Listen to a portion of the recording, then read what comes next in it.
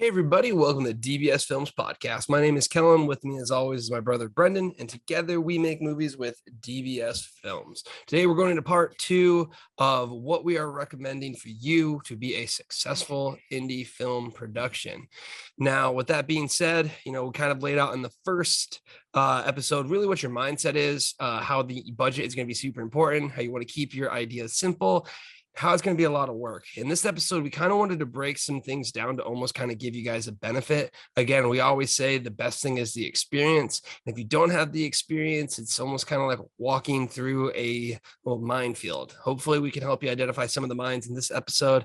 But as always, be sure to go ahead and take a look at our Discord channel online. That is the place to be. We make movies for our fans, with our fans. So everyone in the Discord helps us in the filmmaking process, and they're actually in our movies. So we are looking at continuing to doing that. We will always look at being a fan and community focused production company. So if this is interesting to you, I highly recommend taking a look at that online. So Brendan, as we mentioned in the first episode, we kind of laid out a lot of the downers of the industry, but we did mention now is the easiest time to actually make a movie.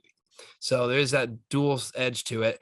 I wanted to kind of highlight going through the whole production process, through marketing, through distribution, of just kind of the major landfalls you should avoid in each of the areas. Again, there's a lot, but we're going to try and highlight them as best as possible. So let's kick it right off with writing.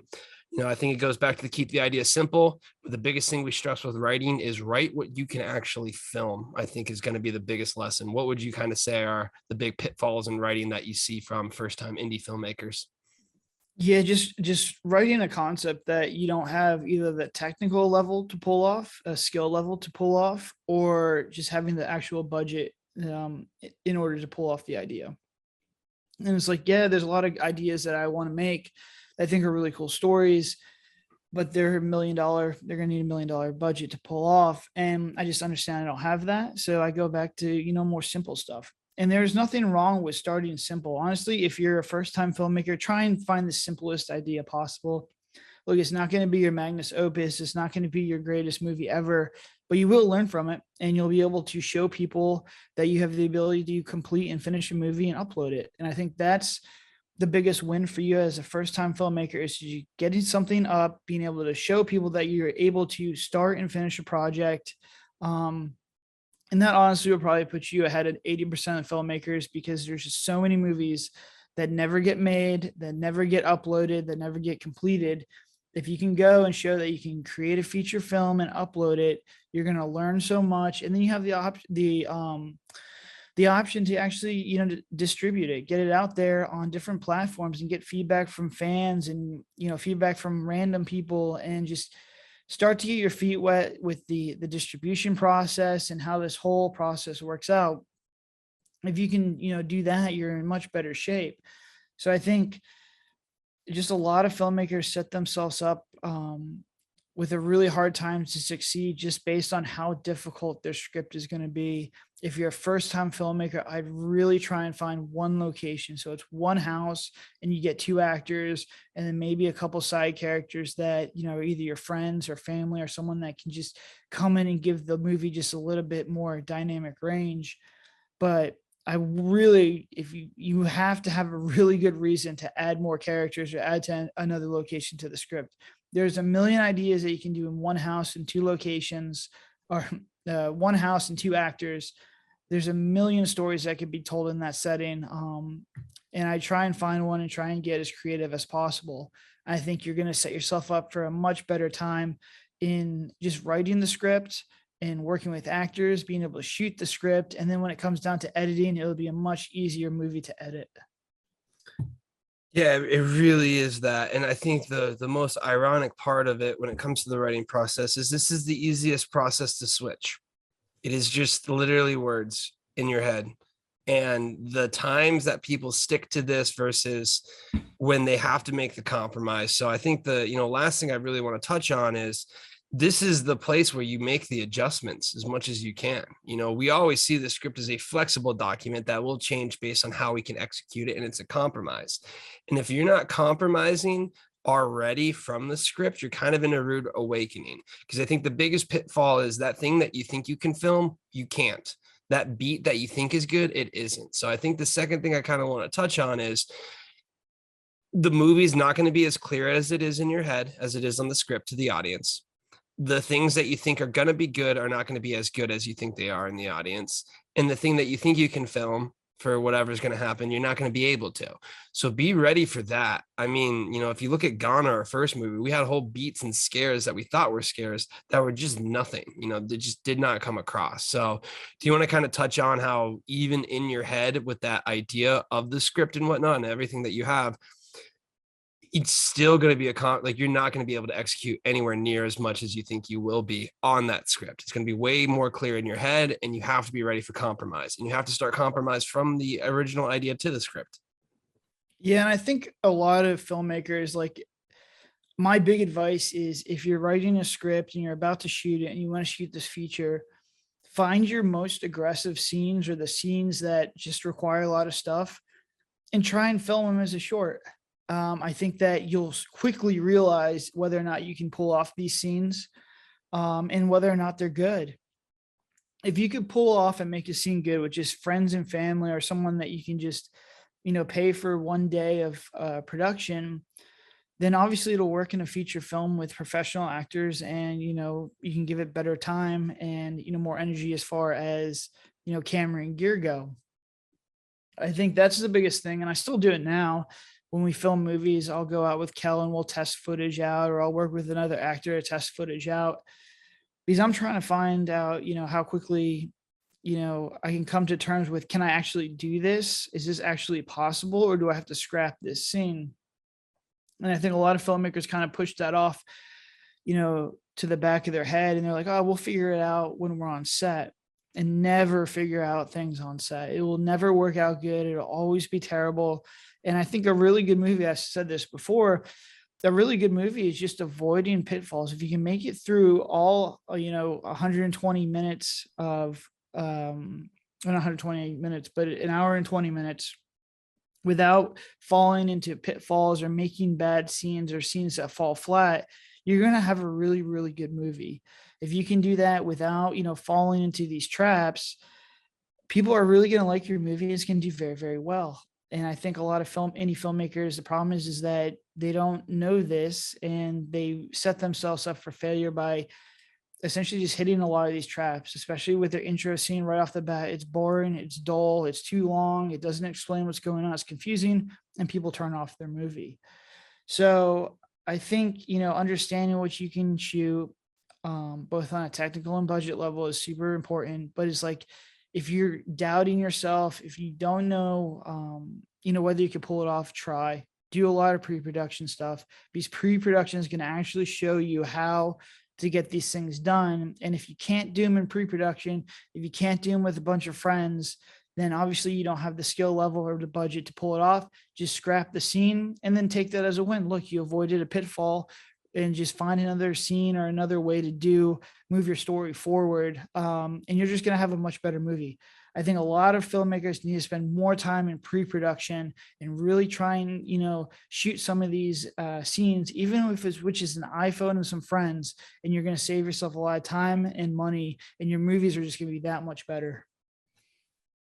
Yeah, and we've said it a lot, specifically for the last few movies that we've made, that it is critical that, you work on the pre-production side of things. So hopping into that, going into pre-production, you kind of mentioned, take a look at your biggest scenes, see at filming them, but do you just want to talk about how pre-production, in the sense of the more hours you put into your pre-production, the more you're going to save it on production? Because I think the biggest thing that people are going to overestimate going into production is how quickly they can film. And the biggest way to give yourself a buffer is to do as much as you can in pre-production.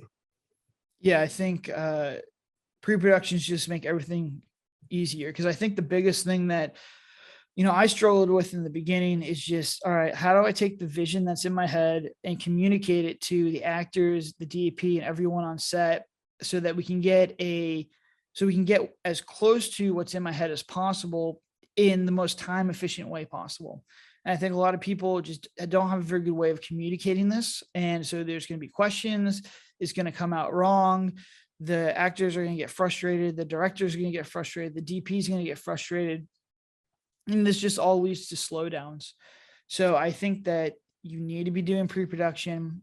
If you can actually get the actors out there and just film with an iPhone or a small camera, so that they, you can work out all the kinks, before you're actually on set. And what I do now is I go through the script 3 or 4 times with the actors, either in person or Zoom.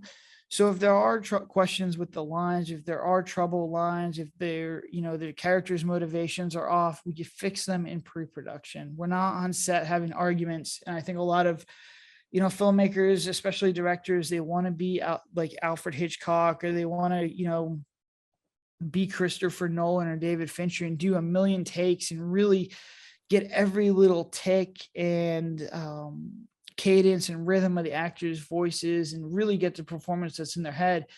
And every director wants to do that. That's what your job is. The problem is it takes so much time to do that. There's a reason that Hollywood only films 1 page a day. You don't have that luxury. So you need to come in and iron all that stuff out in pre-production. So when you do come on set, it's a smooth process. Everybody understands what they're trying to accomplish, how they're going to do it, and you can just go, because time is going to be your most valuable asset on set. And if you run out of time, then there's really nothing you can do. And you want to try and avoid that issue as much as possible. And the way to do that is to spend a lot of time in pre-production. Yep, that's really the way to focus at it. And again, I think the biggest thing that you mentioned is kind of making the vision clear to as many people as possible.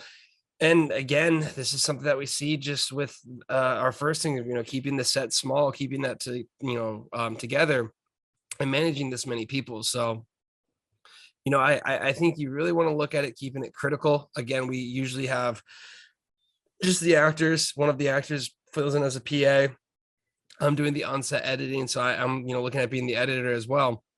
But I think you should look at wearing multiple hats for this production, for the pre-production, and then really just make sure that you instill that vision of what each one of these things look like, in the sense of at least what you're trying to get. When we go into the pre-production process, you also do want to get some buy-in when it comes to just the team that you have, the actors and the roles and those things. You also want to make sure that you don't, they understand that, hey, this is the line, and this is, kind of where I want you to color in when it comes to concept. So I think with pre-production and with writing, you give yourself the most time, because, the next thing we're going to hop into is the production element of it. And I think the biggest thing people underestimate with the production thing, if it's your first time as an indie filmmaker, you're going to schedule way too many scenes for what you're actually going to accomplish, and you're going to run out of time. I think unless you've been through a scene and you really understand what it's like to be on set, time is incredibly valuable. So, hopping into the production side of things, would you just say that you're going to be fighting for every second? So do everything you can in writing, make it easy to film, do everything you can in pre-production to set yourself up to film, because production of all of the processes is the one that has the ticking clock. And I don't think we're ever going to stop filming. We're always going to film until our very last second on set. Yeah, and I think that this is the one that kind of messes up a lot too. It's just, biting off more than you can chew, and just not understanding how to schedule things properly. It's very easy to make an Excel sheet and be like, oh, these are really easy scenes. We could do all these this day, and we could do all these the next day, and just kind of moving things around. If you don't know how to actually do that, or how much time a scene takes, depending on the technical levels of the shot and how much dialogue you have in there and what kind of shots you want to have. If you don't have experience doing that, it's going to be very hard for you to schedule, schedule out a proper schedule and stick to it. We got very lucky in our beginning, because, obviously we didn't have the knowledge, but we got very lucky. And a lot of our stuff was, 24-hour shoots at the end, wherein we were doing a lot of run and gun stuff. And then we got to the point where we were just cutting a lot of scenes out of these movies, and you never want to cut scenes out of movies. It's never a good thing, because it messes with the pacing. You're going to have to do pickups. It's just not a good thing to do. So, the best advice I could do is just give yourself more time. If you need just one extra day is going to be much, much more valuable to you than pretty much any other piece of big equipment or anything other than that. Give yourself an extra day if you can. But once again, it just comes back to, having experience, and especially if you work in all these aspects of the filming process, from writing to, shooting to editing. I'm putting myself in a place to succeed. I'm writing very simple scenes so that when we're on production, I know how to shoot them and they're very easy to shoot. And it could be just having two characters in a scene or having a character in another location that you could pick up or shoot later. There's a lot of ways to be very creative to get it done properly. But it's things that you need to be thinking about. And as far as like doing pre-production and, communicating your vision, the way I look at it now is that, all right, if something happens to me and I'm not able to direct this movie, could the movie get made?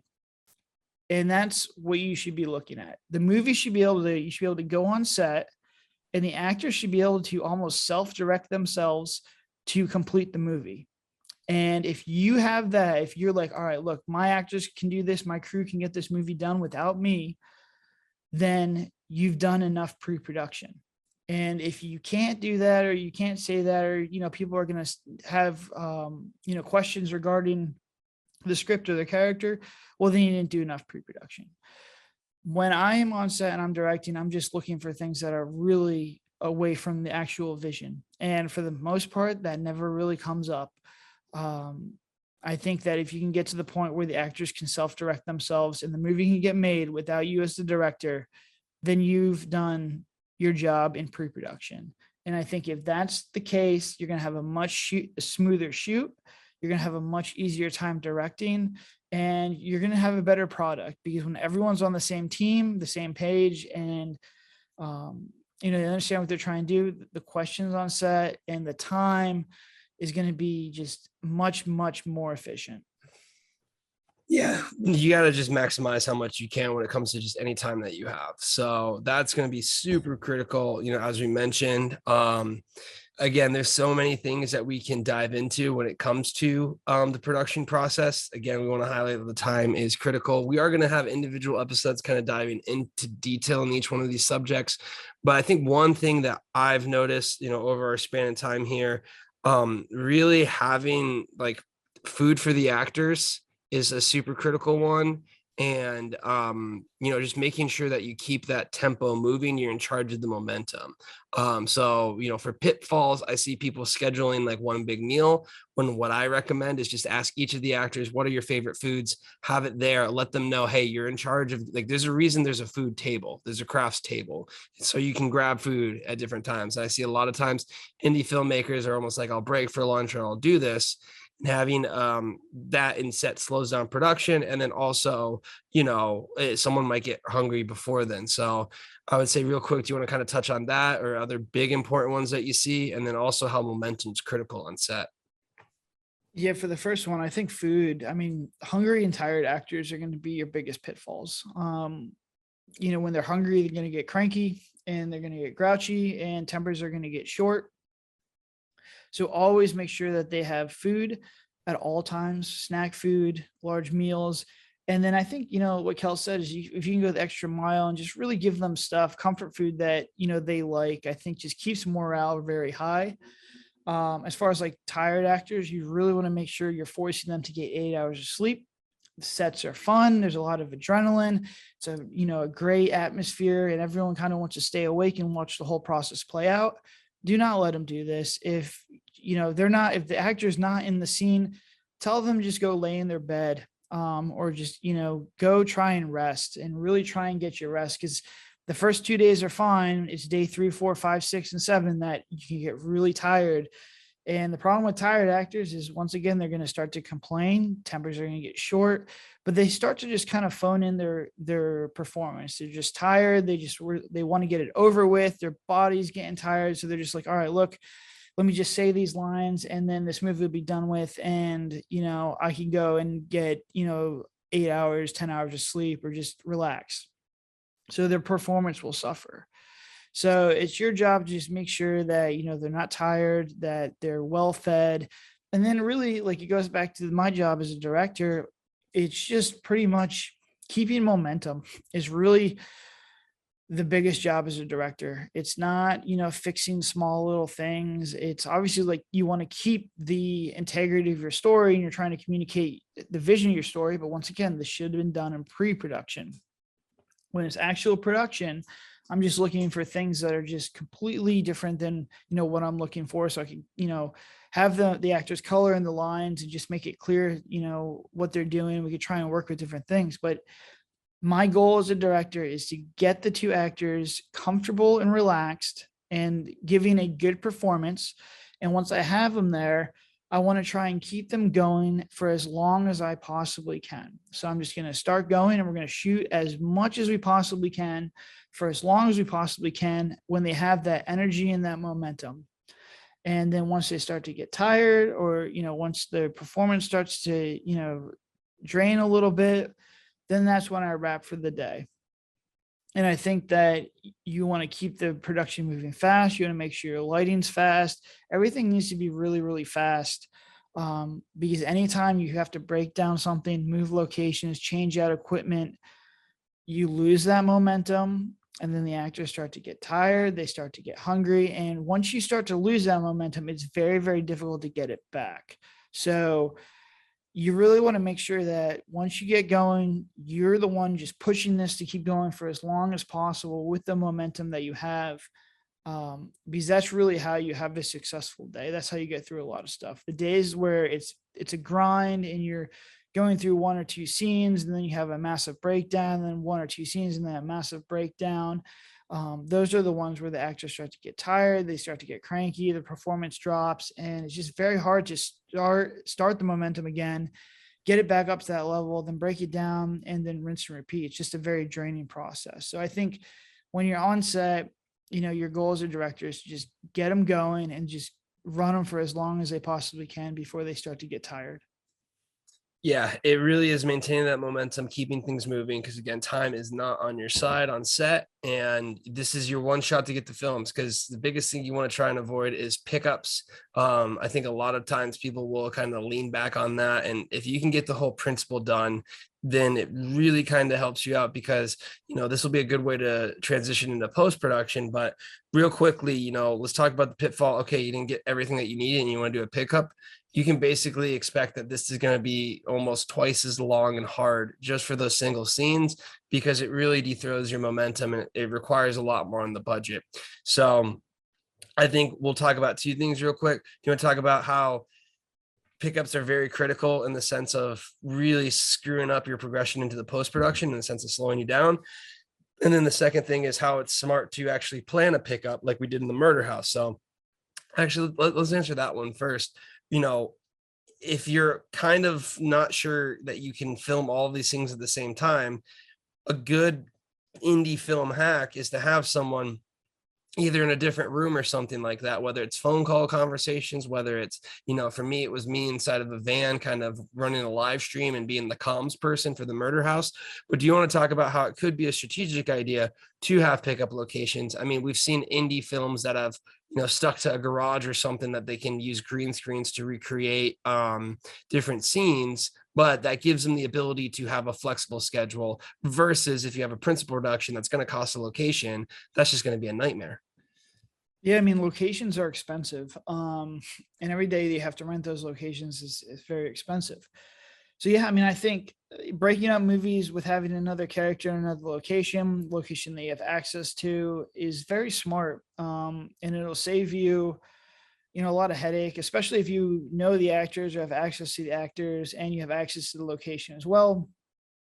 It's just gonna, the less you're gonna have to shoot on principle, the better. That being said, like, it's just a way to, once again, be creative. And I think we'll always have something like this in all our movies now, either one character just in another location or something we cut back to, because it makes editing really easy. It makes, it's easy on the budget.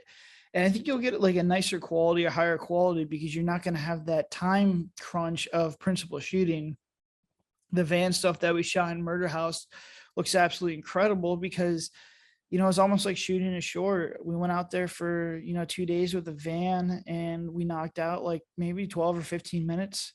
But that just allows you to have really nice camera motion. I could set up the lights like I really wanted to, I could set up the lights how I wanted to set up the lights because I had time. Time wasn't an issue. If we didn't get the actual shots, I knew I could just go get the van the next day and just continue shooting. So once again, it's just creativity. It's like trying to find little things like that that'll just help you out. But that only comes with experience, and it comes from, knowing how to edit, the editor's mindset. I knew how this stuff was going to cut together. I knew what I needed. And so I would say these are considered strategic pickups. Yeah, it really is, being able to allocate the time as best as you can and creating something like a strategic pickup really helps out in the sense of being able to just maximize what you're able to do on set. And again, that's going to be your maximum responsibility. So going to that, we have the post-production process. And real quickly, if you haven't caught our podcast before, we always say you want to have the editor's mind in focus. And what we mean by the editor's mind is from the very start of the movie, you want to be thinking like an editor. And I think point blank, if you're an indie filmmaker listening to this, trying to get started for the first time, you need to know how to edit. You need to be able to put something on a timeline and put it together. So before we go into detail on that, do you want to just quickly discuss why that is the most important skill set to have?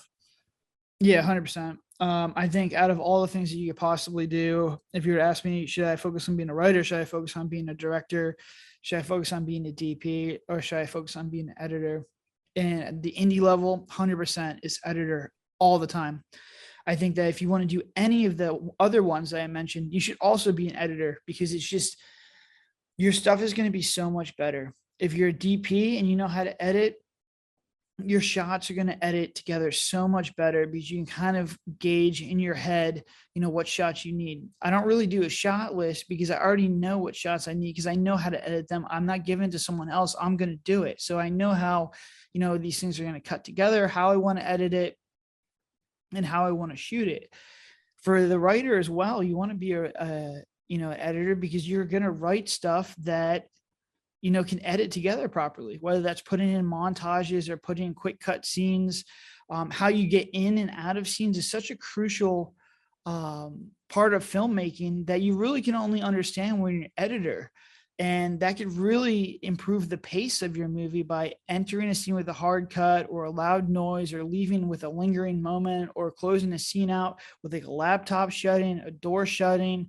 How you get in and out of these scenes in a clever and creative way really only comes from knowing how to do that by editing. And the same thing with directing. Like, a director needs to know at all times whether or not things are going to cut together. Blocking is such a critical aspect of just any kind of movie. And you're only going to really know how to properly block actors if you have experience editing movies. So I think you don't need to be the full-time editor. I understand it's a tedious job and there's different parts of it, such as sound and color. But for the most part, you should be able to create a rough cut of your movie. That's 100% needs to be done. And, people think editing is difficult. I think it's just, once you understand it and you start to figure out how to cut things together, that's the skill that you need. And then it just kind of gets easier from there. And you start to just be able to really control your movie. And I think if you're not the editor of your movie, you're going to have a really hard time making sure this movie goes through post smoothly. And I just don't think you're going to be as good as a filmmaker if you just don't understand how to edit a film. Yeah. And then the next thing, that we really look at is when we explore that editing process, it is something that always makes you better. It gives you the full idea, and you honestly set yourself up for an easier process, because you go through the pain of the editing, which is what we did, and we never want to do that again. So if you can get final products, this is why we highly recommend working your way up to it, working your way into this level. But another thing that we kind of wanted to touch on is, with that being said, of the editing process, our approach to the editing process is also in the sense that you want to finish the timeline. So we really see it like a chunk of marble. First thing to do is take the raw and chisel it away to a rough outline. Then we're basically going from start to finish, because a lot of times people, if they try and make each scene perfect, they're going to get caught up. So for us, it's really more of a getting multiple passes over the same timeline, over the same product, until we have that finished version. So I think that can help you out with a motivation. It can kind of get you, a little milestone. But do you want to talk about how we kind of go through multiple passes of the timeline as our editing process? Yeah, I think, and I've worked with a lot of editors on our other movies, and they were always like really hell bent on just making the thing perfect right off the bat. So they're like, all right, the first 10 minutes of the movie, I'm going to work on it and try and get every little thing, completed to perfection, to give it off to the director. And that just takes so long. And then it's super frustrating for them because they give me a movie that's an hour and they think it's absolutely perfect. And I come back and I give them 6 or 7 pages of notes. And it's just not an efficient way to do these things. You're going to get frustrated, and just being able to go in and have reps every single day of working on this movie is like the most critical thing. You should never have a day where you don't work on your movie, you don't edit the movie, because one day turns into 2 days, turns into 3 days, turns into a couple weeks, turns into a month, turns into a year, and all of a sudden you don't have an uploaded movie. So I think you should always be working on the film, and I think that's the way to do it. It's just do it and get it completed and done on the timeline. Just go as far as you can. You're going to hit a scene, and you're going to get stuck. Do it to the best that you can now and just move on. And that was with me, and they did the Murder House. I did a couple of rough passes. I got to the scene where one of the characters locks themselves into a room. I didn't know how to do that. I didn't think the scene was very good. So I just skipped over it. I put a rough one together, so at least I knew like the length of the scene, so I could gauge like the pacing of the movie. And I just skipped and moved on. Then I did the same pass again. And this time I just gave it a little bit more love. I added some noise effects. I tried some different cuts, but I didn't spend a ton of time on it. And then I moved on. And probably it took about 6 or 7 passes until the rest of the movie was pretty much completed. And then I could really go back and dive into that scene. And the momentum and my mental health was just much better, because I was like, all right, look, the whole movie's done. I only have this 8-minute sequence left. So then I could really dive into it and give it the time it needs. But at the same time, I was, getting feedback from a lot of people. I was trying different things with each pass that I was doing before. So when we finally got to that last pass, and I was like, all right, this is where the rubber hits the road. I have to get this thing done. I thought the scene actually turned out really, really well. And that was definitely the scene that I hated the most in the beginning of the movie. And it turned out to be one of the better scenes in the movie, where if I would have just tried to make it perfect in the beginning, I think I would have got frustrated, and it would just taken a lot longer to get this movie done. I completely agree. I mean, it really is something where you have to set these little milestones for yourself and these little goals. And I think the biggest downfall with the editing is it's a twofold one. If you have a rough production, if you set yourself up poorly, this is where your movie goes to die. If you set yourself up poorly with the writing process, it was too big of an idea. You didn't confirm this in the pre-production of how you're going to do it. You executed poorly in production. Well, now you're never going to have a movie, and it just finds itself in the void. And really the editing one, I think there's not too many pitfalls in itself. I think it's more so just dealing with the pitfalls that you've encountered on the way there. But the biggest thing you can do for the editing process is to do that. And then the other thing is compromise. I mean, I think another thing that you really have to look at, and something that people underestimate what we did, is we've done a lot of compromise and pickups on a lot of our movies. We don't recommend pickups as much as we possibly can, but hey, look at us, we're doing pickups. So do you want to just kind of quickly talk about how you need to compromise even on the editing side of things, and even on, what you're going to be able to do with the pickup just to make it work? Yeah, I think everything's compromise. I mean, through this whole process is compromise. You have your vision, and unless you're Christopher Nolan or David Fincher, you're going to have to compromise. And you can look at it 2 ways. Like, you look at it as a compromise and you get frustrated, say, this is taking away my vision. This isn't what I wanted. We're diluting my product. It's not going to be as good. Or you can look at it as in, all right, this is a challenge. I think that compromise is good. It'll allow me to tell a better story, and I just got to get more creative. And there's a ton of times where I see more budget, more crew, better equipment does not lead to a better movie. I have firsthand experience. Our higher budget movies with more equipment, better lenses, better cameras, higher paid actors, all this stuff turned out to be some of our worst movies. Where our simplest movies actually turn out to be our highest rated, most, revenue grossing movies. And I honestly think it's probably true. You can really get yourself in trouble with a higher budget.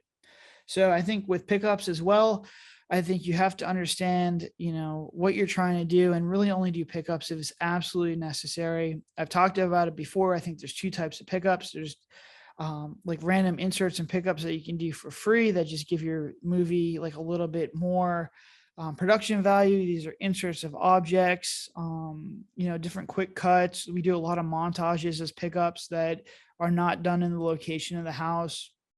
We've done a lot of pickups where it's an actor's feet or it's an actor's like hands, or they're holding a knife, in like a smoked out building or something, that just gives a little bit more production.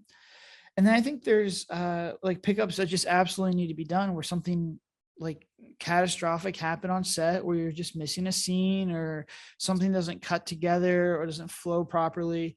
And those are the ones you absolutely have to pick up. And those are just, they should be avoided at all costs, because to get all your actors out there, to get the location back, to get your entire crew back is extremely expensive. And it's a difficult thing to do.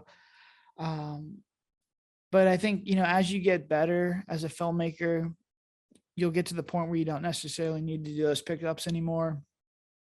The last 3 movies we did, we didn't have any large pickups like that. We were able to do them all on principal shooting. Now, we did have in Girl on Camera 13, we knew we had to do the wood scene, but that was predicted. We knew we had to do that in the murder house. We knew we had Kel's stuff to pick up in the van, but we predicted that. And in the last movie, from what I see so far, it's not going to need any pickups at all. Maybe some smaller stuff, but for the most part, it's a completed movie. But once again, that stuff only comes from, having, done 11 movies and having, the mindset to, number one, compromise, and number two, understand what's actually possible and what my limitations are as a director. Yeah, I mean, it really is something that you don't get the full idea of what you can do with a movie until you finish the editing process too. So it's that double-edged sword of not only do you not have a finished product, but you don't even learn from it if you don't get it edited. So we're always going to stress that as one of the most important, one of the critical matters of just filmmaking, is getting it over the line with the editing. So the next thing I want to talk about is, this is something that I think the biggest disconnect that we see, and I think it comes from just our background in marketing and business, is just the marketing of the film itself. I think a lot of indie filmmakers think they've crossed the line, they have their movie, they hand it off, and then they get their money back. And realistically, what we've mentioned last episode in part 1, that is not the case at all. It's just the beginning of your journey. But I think, a lot of people are so broken down by that process that we mentioned that they're just licking their wounds, getting over the line. And they're not even close to ready to push the movie and do some of the things. So do you want to quickly talk about that? And then we'll discuss about how we set everything up with split testing, how the name changes, how the poster changes, how the blurb changes, all to hunt down our audience. Yeah, I mean, I think really with the filmmaking process, and just really with any business in general, is you need to set yourself up to succeed. And the way you do that is from the beginning of the process, which is writing the script, coming with the concept, all the way to the end of the process, which is, getting the movie up on different platforms and having a marketable movie. Everything you do from the end to the beginning, you have to keep the end in mind. And I think a lot of filmmakers just never get the opportunity to go through the process from start to finish. So they don't know these like little hacks and little skills that you can do to just help yourself out.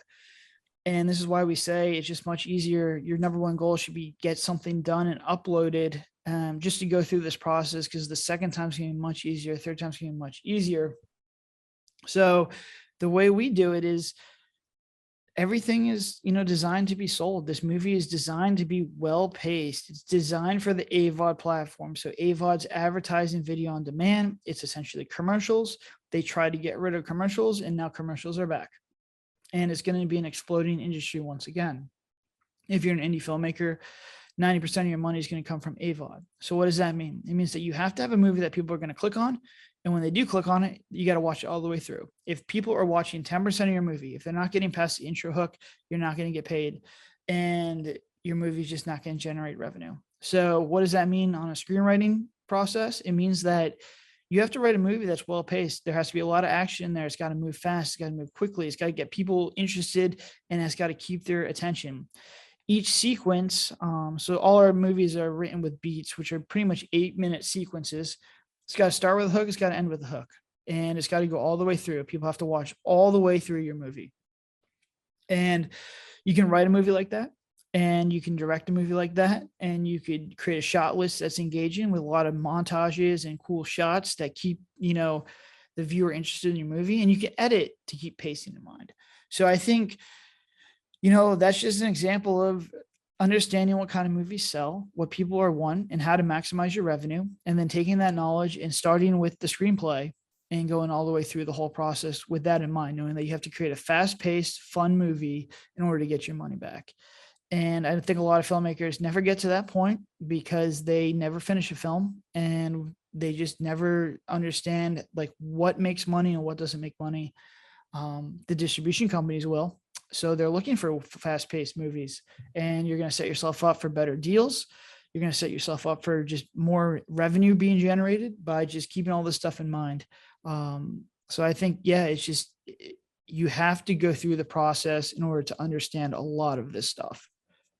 Yeah, you really do. And, to kind of highlight it again, the name of the movie completely changes based on what we're seeing when it comes to running the split test. The covers are split tested to where we're running ads, seeing which ones are getting more engagement. We are really focusing in on this. And if you aren't setting your movie up for success like this, then you're going to be in for a really rude awakening when it comes to it, especially if you're trying to make your money back, which again, it's up to you what your version of success is. So, with that being said, the last thing I really want to kind of touch on is building a community and the value of it. And I would say this is something that really is night and day with this year. But even before then, we were still, doing a lot more when it comes to the ads. We had an Instagram page, we were posting a few things. But now we're really starting to understand the value of a community and how you can get these things out there. I mean, we've completely shifted our mindset to that. We make our movies for our fans, with our fans now. And the reason because it is a community is so valuable. Creating a group of people that will support you with whatever movie you do, having a guaranteed audience is by far the best thing you can do as a filmmaker, because as we make more, we build a larger community, which allows us to make more. To me, now it's only a time process. Once we have a large enough community, it is self-sufficient, self-sustaining. And I don't know, you've mentioned this before, if we could have really got to the size of the community we have now, if we didn't have Girl in Cabin 13 and kind of where we're at. But regardless, I think we could have built a community of a much smaller size and supportive as well, too. But do you want to just talk about how now, as a filmmaker, your job is to create your community? No one's going to bring your community to you. You're just not really going to have that opportunity of hitting it big and then suddenly you have a fan base. Yeah, I mean, it's good practice for any kind of business, but I think in filmmaking, it is absolutely crucial, just because the product that you have, if it's on AVOD platforms, I mean, just to give you an example, Amazon would pay you 15 cents for a completed watch through. And that was like back when it was like 15 cents is nice. You're like, well, that's low. That's actually higher than a lot of things pay. And it went from 15 cents to 8 cents to 3 cents to 1 cent. And the problem with that is you can't, if you're going to pay for traffic with Facebook ads and a whole bunch of other ads, to get a click is going to cost you 15 cents. So that's not even like a conversion. That's not getting someone to watch your film and guarantee you that you're getting that 15 cents. Your margins are so low that it's very difficult to run paid ads and, run ads and generate traffic to these listings and make an ROI. So what do? You have to build a community. You have to collect email addresses. You have to just be able to have a following that you can press a button, whether it's a post, whether it's email, and send them to a new watch link and just get a ton of traffic the first day. And that's reoccurring income. And I think that in moving into the AVOD platform, like we were, the only filmmakers that are going to succeed and really stick around this are the ones that are going to be able to build a community, and be able to leverage that community. And I think it's a double-edged sword, because you actually have to produce really good content, and you have to find people that really like your content. You can't force people to just join your community. It's just not going to work. It's not going to be a good community. And I think what Kel said was, I don't think we would have had the opportunity before Girl in Cabin 13, because I don't think our quality was up to the point where it needed to be to really cultivate and generate, the strong community like we have now. But that doesn't mean that we probably could have spent more time, building email addresses. We could have spent more time really hitting the Instagram hard, and just really kind of building like a collection of data points so that when we did release a movie, we could actually get it out there and get that, visibility. I think Girl in Cabin 13 changed that. I think what you're going to see with the Murder House is going to be even, more explosive. And I think the Shapeshifter is kind of a really cool movie that's going to really take off as well. And it'll just show you how, we cast people from our Discord in the Shapeshifter. So I think once people see that, oh, look, these guys actually are true to what they're saying. They are casting people from the Discord. They're putting us in the movie. I think that's just going to allow people to grow with the community at a much higher rate. Because if you're an actor, if you're a filmmaker, if you're a writer, we even put music from some of the other super fans in the group, was actually in the last movie. So if you're in any one of the phases of the filmmaking journey, I would definitely tell you to look at the Discord, because we're actively pulling people and putting them in the movies. It's not me just telling you this, we're actively doing it.